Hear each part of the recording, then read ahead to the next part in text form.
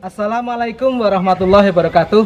Sahabat entrepreneur di mana saja Anda berada. Salam kemajuan. Bersama saya Basori Adi di PDM Co, sebuah channel yang memiliki visi mencerahkan masyarakat Indonesia menuju kehidupannya lebih baik. Menjadi entrepreneur adalah menjadi cita-cita para generasi milenial hari ini. Pak Parsino dijelaskan mengapa demikian? Time freedom to financial freedom. Bagus ya, oke. Hari ini kita akan meliput sebuah liputan di sebuah tempat. Tapi kadang kita bingung, mengapa? Bagaimana saya mau bisnis? Ya, modal saya kecil, lokasi saya sempit, saya di desa dan sebagainya. Nah, liputan hari ini akan menjawab semua permasalahan Anda. Pak Parsino, kita mau kemana? Bisnis deso, cuan nggak deso. Yuk. Yuk.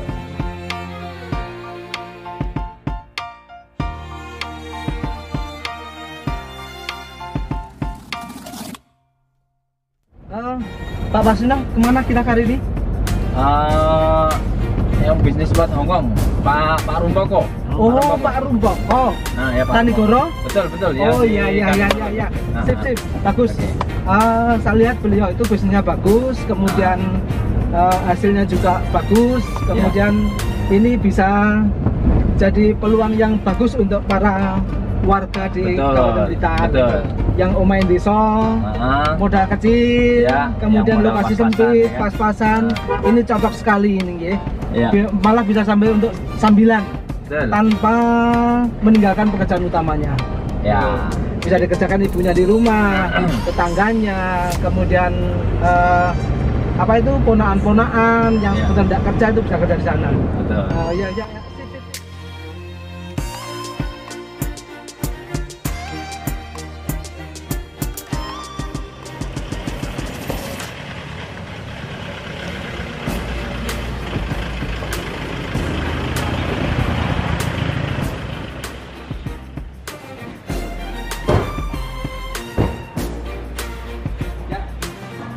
Masuk ke rumah beliau.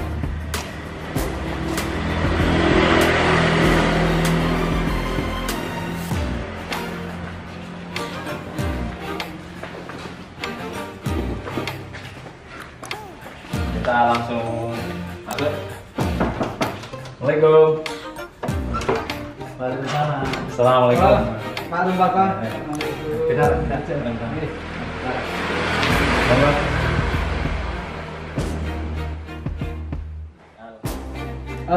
Pak Rumpoko, ini teman-teman sekalian penonton PDM-Co, ini adalah beliau Pak Rumpoko, seorang pengusaha pebisnis di Kabupaten Blitar ini yang bergerak di bidang ulat Hongkong, Pak. Di bidang ulat Hongkong. Coba kalau panjenengan semuanya ingin mengetahui sebenarnya seperti apa bisnis ini, kita ajak beliau untuk berbincang-bincang. Gitu Pak, senang ya? Betul. Tapi gimana Pak? Di bulan-bulan ini usahanya lancar Pak? Alhamdulillah lancar. Ini lancar. Harganya juga naik sekarang. Semua peternak juga senang sekali. Saya juga untung, peternak juga untung seperti itu. Jadi nanti insya Allah kita lanjutkan di peternak. Nanti bisa ditanyakan di sana berapa yang dihasilkan dari peternak, itu bisa nanti keuntungan bisa kita lihat bersama nanti di sana. Kalau mohon maaf, kalau misalnya secara garis besar dulu, misalnya itu bisnis yang Pak Rumpoko jalanin ini ada berapa segmen atau step atau berapa kelas istilahnya gitu ya, kelas peternak, kelas tengkulak, kelas grosir atau sampai ke supplier. Nah, ini bisa jenengan jelaskan dari segmen mana sampai segmen mana, kemudian yang jenengan geluti itu di segmen mana sejauh ini? Kemitraan kan membicarakan masa kemitraan. Jadi kemitraan itu Mas, mulai dari peternakan, dari peternak sendiri ada sendiri, dari di atasnya peternak ada pengepul di bawah saya.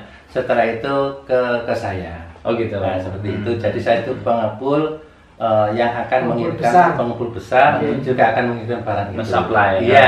Mulai dari satu kota ke kota lain, dari Jawa Timur, mulai dari Surabaya, Pasuruan, Probolinggo, Tengah, Kudus dan sebagainya, sampai Semarang, terus sampai ke Bandung, Jakarta seperti itu. Jadi satu bulan itu skala nasional ya? Iya, omset saya itu kurang lebih dalam satu bulan adalah 16 ton seperti itu. Hebat ya. Jadi per hari, per minggu itu saya harus bisa mengumpulkan ulat sekitar 4 ton seperti itu. Luar biasa. Jadi bisnis ulat Hongkong yang untuk pakan burung yang mungkin Anda lihat semuanya tampaknya tidak memiliki nilai, ternyata per hari berapa? 4 ton Pak? Per minggu. Per minggu 4 ton. Jadi Luar biasa sekali. 16 ton. Gitu. Ya, Jadi itu perlu kemitraan yang banyak, perlu pendidikan yang banyak untuk budidaya itu. Jadi kita harus bersabar untuk bertahap mengumpulkan satu persatu peternak dari mulai tahun 87 seperti tahun 87 Pak? Iya. Berarti sampai sekarang sudah berapa tahun Bapak Sino? 33 tahun. 33 tahun. Umur saya 8, saya lahir 87, umur saya sekarang sudah 64 tahun. Masya Allah. Jadi separuh umur ya menggeluti dunia 33 tahun. Dan ternyata selama 33 tahun bisnis ini mendukung Pak Rumpoko untuk menjadi besar seperti hari ini. Iya. Untuk ini Pak Rumpoko, apa namanya? Berarti jenengan itu jenengan itu ada kontrak harus tercukupi 1 minggu harus 4 ton atau memang kebutuhannya bisa lebih besar dari itu gitu loh. Yang harus pasti itu 4 ton. Oh berarti itu harus pasti jenengan kebutuhan adalah 4 ton setiap minggunya. Setiap minggu. Jadi satu peternak, misalnya peternak satu itu kita target berapa atau berapa begitu sampai dalam 1 minggu memenuhi target 4 ton. Kalau toh itu ada lebih banyak, lebih dari apa target saya, itu harus saya bisa memasarkan kepada yang lain. Itu pasti, karena semua pedagang itu rukun. Peternak tidak seperti pedagang yang lain seperti itu. Jadi kita bagi, harus kita kalau lebih kita berikan teman-teman kita seperti itu.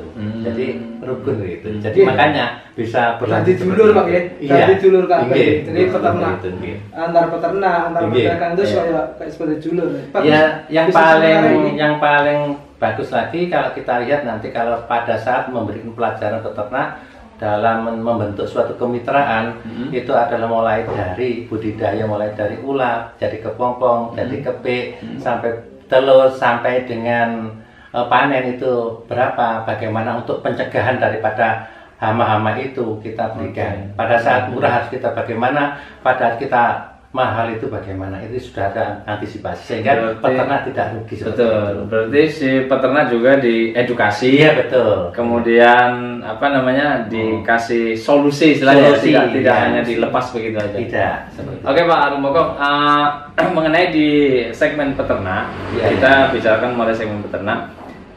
Analisis bisnisnya seperti apa dari peternak? Misalnya kebutuhan nilai modal, nilai lahan, kemudian total kebutuhan untuk menjadi seorang peternak yang baru itu analisisnya seperti apa? Targetnya ya. Kalau kita memberikan target kepada satu peternak itu harus bisa mengambilkan menghasilkan itu sekitar 2 kintal. Satu peternak per minggu. 1 minggu per 1 minggu 2 kintal. 1 minggu 2 kintal. Satu peternak 1 minggu 2 kintal dengan asumsi karena 1 kilo itu adalah untungnya sekitar 2.200. 2.200 ya 1 minggu 1 kilo itu kalau 1 kilo itu 33.000 dikurangi 18 berarti kan sekitar 15.000 itu berarti harus menentukan 3 juta dalam 1 minggu karena untuk bayar karyawan itu harus memang full seperti itu. Kalau tidak maka kita akan rugi dengan bayar itu. Karyawan 3 juta per minggu. Per minggu itu harus terpenuhi juga. Jadi 1 bulan paling tidak ada uang 10 sampai 12 juta seperti itu. Kalau Pak, kalau misalnya karyawan tanpa karyawan Pak dikerjakan sendiri Pak, kira-kira bisa nggak? Saya tidak pernah memberikan edukasi seperti itu karena apa saya memberikan kepada peternak, semua peternak harus bagaimana cara kita seperti mengelola sebuah perusahaan. Oke. Gitu. Sehingga kalau sendiri-sendiri itu kan kecil begitu. Jadi semua karyawan ada semua peternak ada padanya punya pegawai masing-masing seperti itu. entah 2, entah 3, sehingga kalau ditinggal kemana-mana dia dapat mengelola seperti itu. Maksudnya seperti itu Pak? Iya.